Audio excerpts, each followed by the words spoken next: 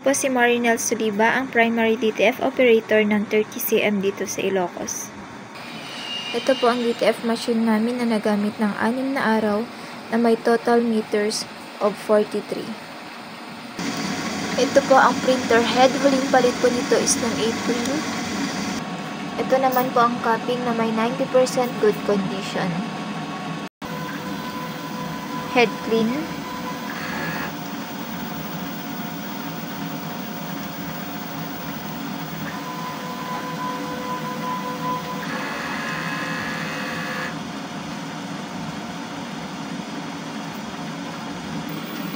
Nozzle check.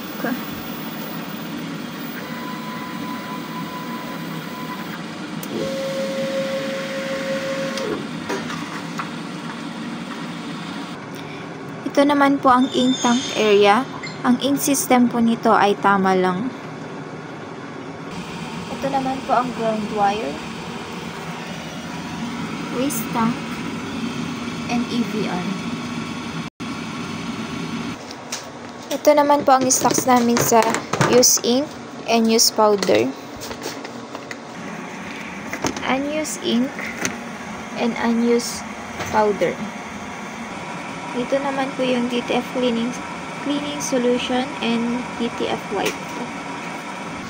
DTF film. Ito naman po ang DTF consumable monitoring for the month of September po.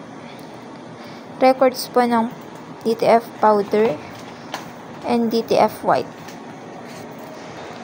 Ito naman po ang DTF maintenance checklist for the month of September.